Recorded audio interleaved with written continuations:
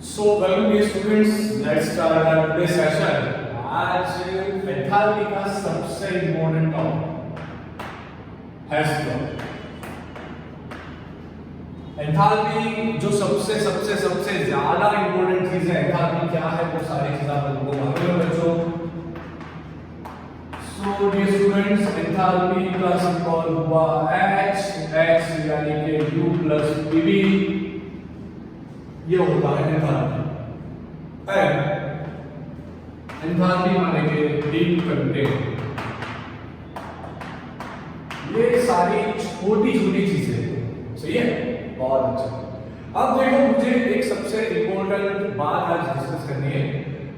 हम लोगों ने लास्ट सेशन में न्यूमेरिक सॉल्व किया, तो वहां पे आपको क्वेश्चन होगा ना कि सर आपने ये इक्वेशंस कैसे बनाए थे, थर्मोडायनामिक्स के जितने भी इक्वेशन बनाए वो इक्वेशन कैसे बनाए। तो उसका सबसे इम्पोर्टेंट रूल है, इसको बहुत ज्यादा आएंगे। चलो शुरू करते हैं।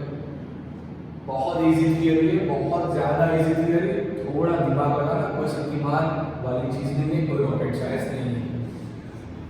Alright, what is health law? Health law क्या चीज है? मान लीजिए, देखो बहुत सिंपल तरीके से समझा रहा हूं, वही सिंपल तरीके से समझना। कोई हाइपोथेटिकल रिएक्शन थी जो ए से बी हो रही थी, हाइपोथेटिकल रिएक्शन। ओके, ए माने कि रिएक्टेंट है, बी माने प्रोडक्ट। कोई रिएक्शन थी जो ए से बी हो रही थी, अगर ये रिएक्शन हुई तो इसके लिए मुझे जो हीट लगी, मतलब जो हीट यहां से बाहर निकली, वो हमने बोला डेल्टा H1, वो मान डेल्टा H जो है माइनस, मान लीजिए x, कितना है माइनस x। ओके, अब ध्यान से देखना, बहुत ही ध्यान से देखना। मान लीजिए कि अगर यही रिएक्शन कुछ ऐसे होती, H2C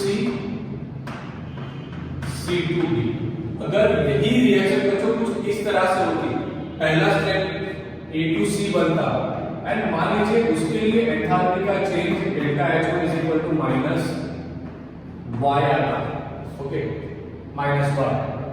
C2B वाला जो रिएक्शन था, मान लीजिए उसके लिए डेल्टा H2 एंथैल्पी का चेंज माइनस z आता।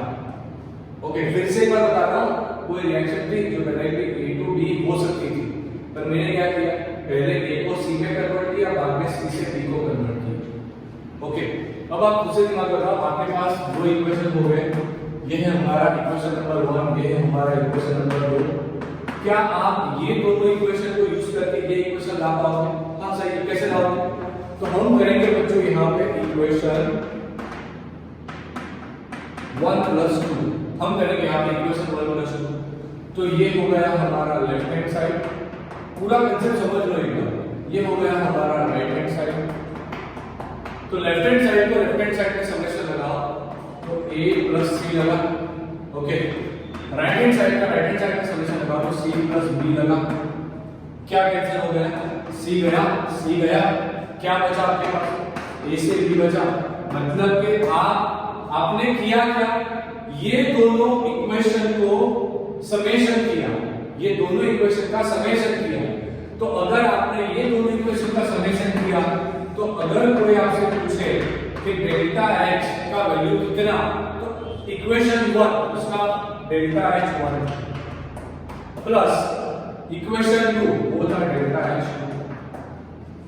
ओके, डेल्टा H1 का वैल्यू था माइनस y, ये था माइनस z, पर डेल्टा H जो था उसका वैल्यू था माइनस x। तो इससे मीनिंग क्या हुआ?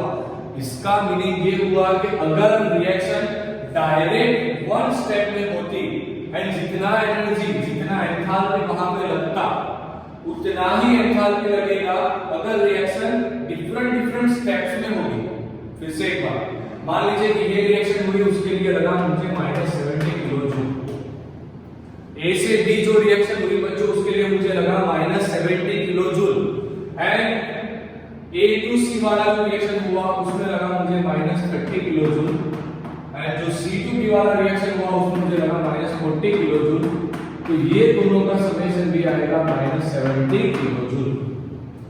मतलब कि अगर कोई रिएक्शन डिफरेंट स्टेप्स में हो रही है तो उसका एंथैल्पी का समेशन, अगर वो रिएक्शन एक ही स्टेप में होती एंड जितना एंथैल्पी का आंसर आता उतना ही आएगा। मतलब कि वो मैटर नहीं करता कि आप रिएक्शन कितने स्टेप्स में करवा रहे हो, इसका बहुत क्लियर मतलब है एंथैल्पी जो होता है वो स्टेट फंक्शन है, वो पांच पे डिपेंड नहीं करेगा। आप कौन से पाथ से जा रहे हो, A to C जा रहे हो, C to B जा रहे हो, डजंट मैटर, वो मैटर नहीं कर रहा, क्योंकि ये दोनों इक्वेशन को ध्यान से देखो। आपको हैश लो का एप्लीकेशन पूछा जाए तो आपको करना कुछ नहीं है, कैसे रियल में लगाओगे एप्लीकेशन में अभी समझाऊंगा, रियल एग्जांपल लेके समझाऊंगा, तब आपको पूरी चीज अच्छे से क्लियर हो जाएगी। अभी ध्यान रखो कि कोई भी रिएक्शन है, मान लीजिए A से B वाला रिएक्शन था, A से B का रिएक्शन हुआ, उसमें जितनी एनर्जी, जितनी एंथैल्पी मुझे चाहिए, मतलब यहाँ पे मैंने 70 किलो जो एंथैल्पी रिलीज हुई, तो अगर यही रिएक्शन दो डिफरेंट स्टेप्स में होता तो मुझे दिमाग लगाना है क्या मैं ये दोनों इक्वेशन को यूज करके ये वाला इक्वेशन ला पाऊंगा, तो कैसे लाएंगे, तो मैंने किया इक्वेशन 1 को इक्वेशन 2 में ऐड कर दी। ऐसा करने से मेरे C कट हो गए, मतलब मुझे ये ओरिजिनल इक्वेशन 1 मिल गया। अब इक्वेशन 1 के लिए तो डेल्टा h फिक्स है -x, पर ये मैं लाया कहां से, तो 1 एंड 2 दोनों को समेशन करके, so delta h1 plus delta h, इस तरह से आप एंथैल्पी को समझ सकते हो। ओके, इसका स्क्रीनशॉट निकालो, इसके बाद मैं आपको एक रियल एग्जांपल देने जा रहा हूं।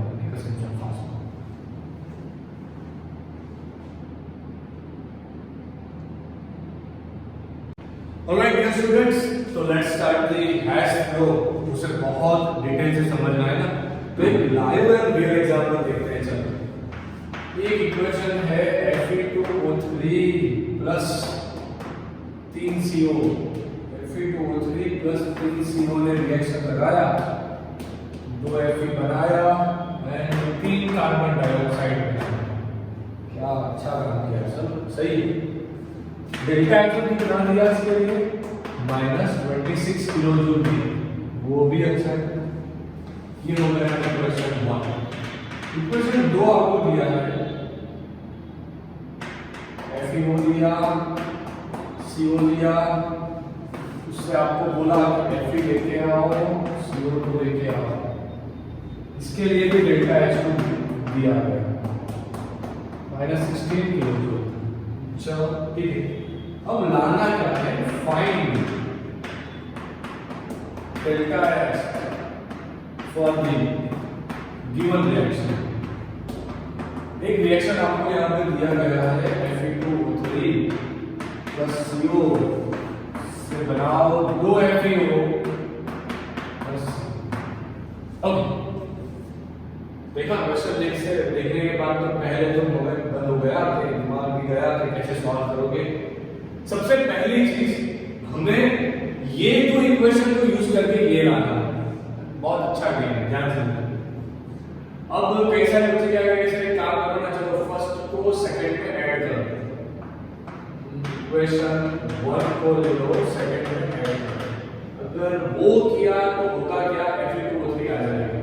अब वो चाहिए, वो आ जाएगा। उसके बाद FeO भी आएगा, 3 CO था, 1 CO है, मतलब 4 CO बनेगा, मुझे तो एक ही CO चाहिए। यहाँ पे टेंशन, वहां पे देखो 2 Fe, 1 Fe, 3 Fe हो जाएगा। वो भी नहीं सही, मतलब ये नहीं हो सकता, ये नहीं हो सकता, 1 + 2 नहीं हो सकता।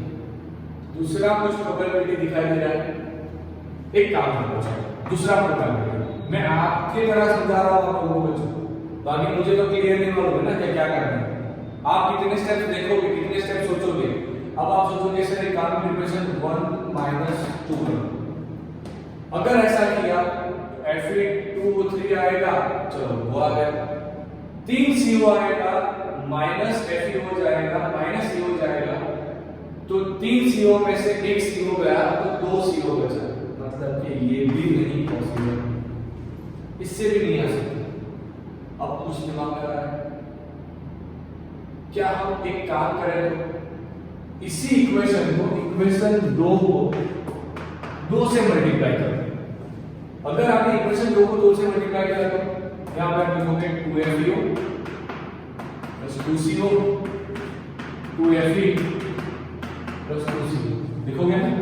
अब इसको भी मल्टीप्लाई कर देना क्योंकि एंथैल्पी जो होती है ना वो मोल्स पे डिपेंड करती है बच्चों। एंथैल्पी जो होती है वो मोल्स पे डिपेंड करती है। मोल्स डबल तो एंथैल्पी डबल हो गया। ओके अब देखो, अब मैं क्या करूंगा, मैंने 2 को मल्टीप्लाई किया 2 से। क्यों किया? क्योंकि मुझे ये इक्वेशन लाना है कि दोनों प्रोबेबिलिटी नहीं चल रहा था। अब मैं क्या करूंगा, देखो अब ध्यान से देखो, अब दिमाग लगाओ, आपको लाना है Fe2O3 वो आ गया।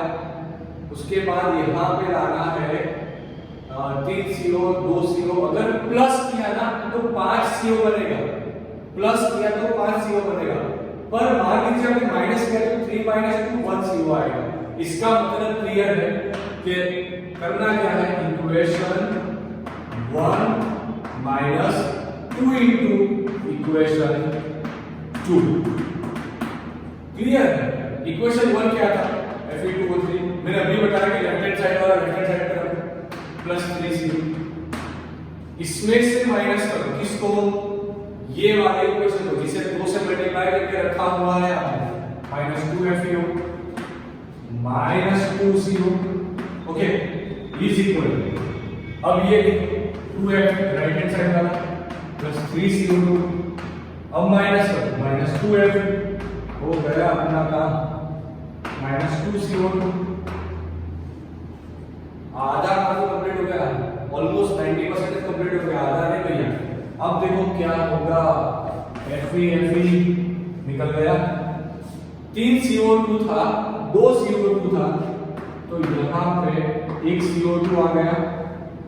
3 CO था, 2 CO था, 3 में से 2 गया, Fe2O3 आ गया। यहाँ पे 1 CO आ गया। मैं क्या करूंगा, ओके चलो यहाँ पे 2FeO भी लिखेंगे।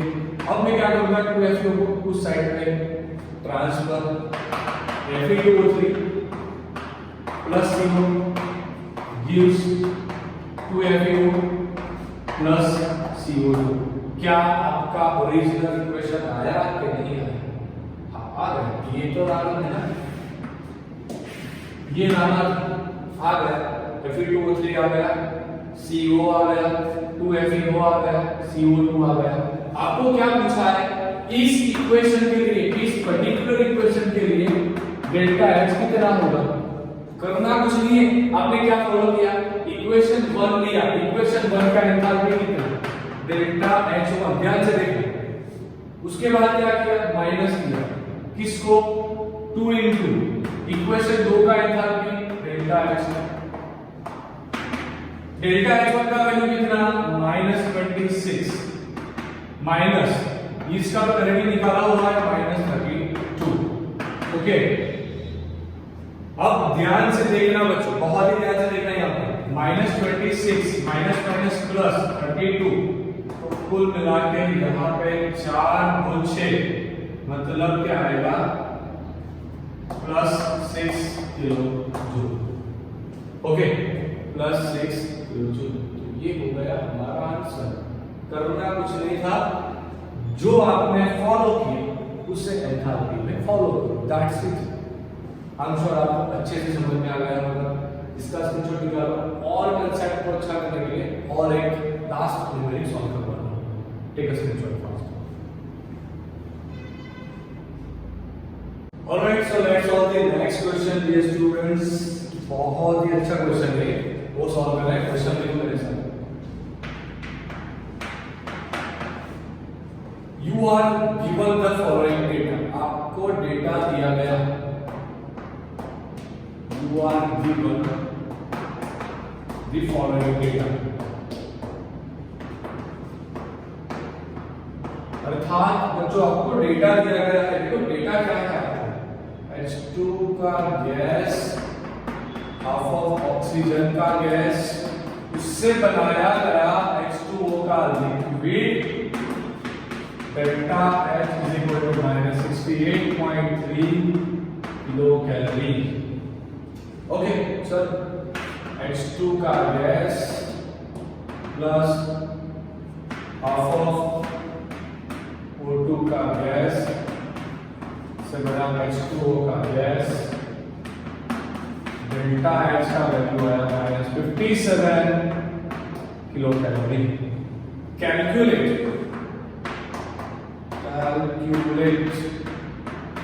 the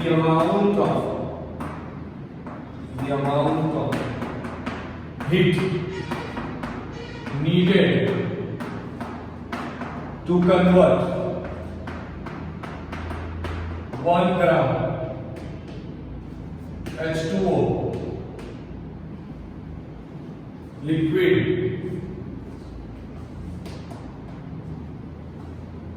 to 1 gram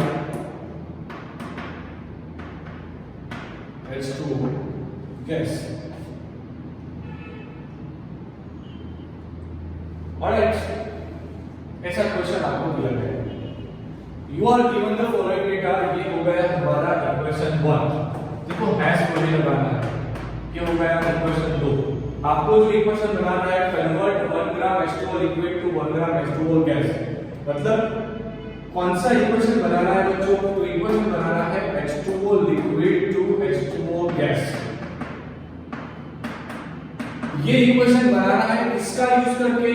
equation 1 and equation 2 दो का यूज करो, इसे बनाओ। कैसे बनाओ? तो फिर से वही सारी बातें, सबसे पहले तो आपका दिमाग चलेगा ना, सर लगाओ इक्वेशन 1 प्लस 2। अगर 1 प्लस 2 लगाया तो H2 तो 2H2 हो गया। देखो क्या हो रहा है, चलो एक बार देखते हैं। हाफ हाफ का एक ऑक्सीजन हो गया। ये तो नहीं लगेगा कि यहाँ से कुछ आंसर निकल के आएगा। H2O का लिक्विड आया, H2O का गैस आया। क्या ये चाहिए? नहीं चाहिए ना, ये नहीं पॉसिबल, ये नहीं कर पाएगा। अब दूसरा क्या सोचोगे आप? सर 2 से मल्टीप्लाई, 3 से मल्टीप्लाई, अरे वो नहीं करना। सबसे पहले चीज हमें क्या चाहिए? लेफ्ट हैंड साइड पे H2O लिक्विड। इसका मतलब ये हुआ यहाँ पर तो वो है राइट हैंड साइड, उसे लाना यहाँ पर है, मतलब कि इसको तो -1 से मल्टीप्लाई करना पड़ेगा। अगर ऐसा नहीं करना है तो काम करो, एक काम करके देखो, इक्वेशन 2 - 1 करके देखो। अगर इक्वेशन 2 - 1 करके देखा तो क्या होगा? देखो चलो एक बार लिखते हैं इक्वेशन 2 - 1। देखो ये सारी चीजें ना वो आप जैसे जैसे प्रैक्टिस करते जाओगे कंसेप्ट अच्छा होता जाएगा। इक्वेशन 2 - 1 करके देखो। 2 का value H2 gas, half oxygen gas, minus, मुझे लग रहा है कि यहां से हो जाना चाहिए, और हाफ O2 गैस। डन। देखो साथ निकल गया ना ये सारी चीज। अब क्या बचा हमारे पास? हमने किया था 2 - 1, मतलब कि यहाँ पे आएगा सबसे पहले H2O गैस, यहाँ पे आएगा -H2O लिक्विड। अब देखो क्या होगा, H2 गैस चला, 1 half O2 gas, 1 half O2 gas चला, तो यहाँ पे आया 0, यहाँ पे आया H2O गैस -H2O लिक्विड। अब क्या करेंगे? इसको इस H2O liquid to H2O gas. जो इक्वेशन आपको लाना था वो आप लेके आए, तो कैसे लेके आए? तो हमने किया क्या? इक्वेशन 2 में से एक को माइनस कर दिया। तो अगर आपसे पूछा जाए कि H2O लिक्विड टू गैस जाना हो तो एंथैल्पी का चेंज कैसे निकालोगे? तो एंथैल्पी का चेंज निकालोगे सेकंड का एंथैल्पी, ये 2A1 डेल्टा H2 सेकंड का एंथैल्पी माइनस फर्स्ट का एंथैल्पी। बस यही चीज आपने यहाँ पे की, जो यहाँ पे किया, यहाँ पे जब बात खत्म है। H2 का एंथैल्पी आएगा -57 किलो कैलोरी। ये ध्यान रखना बच्चों, यहाँ पे कैलोरी में दिया गया है। कई बार आपको कंफ्यूज करने के लिए दोनों के यूनिट्स डिफरेंट भी हो सकते हैं, एक होगा कैलोरी में, एक होगा जूल में। तो आपको कैलोरी कन्वर्ट करना है जूल में, मल्टीप्लाइड विद 4.185 करके। ओके, सो -57 ये ऑलरेडी माइनस है, यहाँ पे माइनस आएगा -68.3। अब ओवरऑल आंसर जाएगा किलो कैलोरी में। चलो निकालते हैं इसका आंसर भैया जी 68.3 में से 57 को तो ओवरऑल आंसर आया प्लस 11.3 किलो कैलोरी। अब आप खुद से दिमाग लगाओ कि क्यों ये आंसर प्लस आया। ये आंसर डेल्टा एच प्लस आता है जब रिएक्शन बनेगा एंडोथर्मिक। अब आप खुद से दिमाग लगाओ, लिक्विड टू गैस जाना हो मतलब कि पानी का वेपर बनाना हो तो क्या आपको हीट देना पड़ेगा कि नहीं देना पड़ेगा? तो कितना हीट देना पड़ेगा? 11.3 किलो कैलोरी जितना हीट देना पड़ेगा। इसी वजह से ये आंसर जाएगा पॉजिटिव में। ये आंसर जाएगा पॉजिटिव में। Now I am sure you are almost done with the Hess. Next session में मैं इसका और ज्यादा प्रैक्टिस भी आपको करवाऊंगा कि कैसे हमें हैश लॉ से और बेनिफिट हो पाए। Okay and students, this is a very important concept for your JEE, for your neat and for your boards. Okay तो बस आज के लिए इतना ही। हैश लॉ क्या बताता है? एक्चुअली आप अगर ग्रुप निकाल के देखोगे तो वहां पे दिया गया है constant summation of hash law, मतलब कि heat summation of hash law. Reaction किसी भी मोड से हो उससे कोई फर्क नहीं पड़ता, जो overall change of the enthalpy आता है वो कांस्टेंट रहता है। बस यही है Hess law. So I am sure you are almost done. आपको समझ में आ गया होगा। नहीं समझ में आया तो डिसलाइक लगाओ, समझ में आया तो लाइक लगाओ, इस वीडियो को शेयर जरूर से करो and don't forget to comment on this video. Okay आपका कमेंट होना चाहिए हैश लॉ के बारे में। Alright, so thank you students. We'll meet in the next lecture and we'll practice more numerics based on the answer. Take a screenshot first.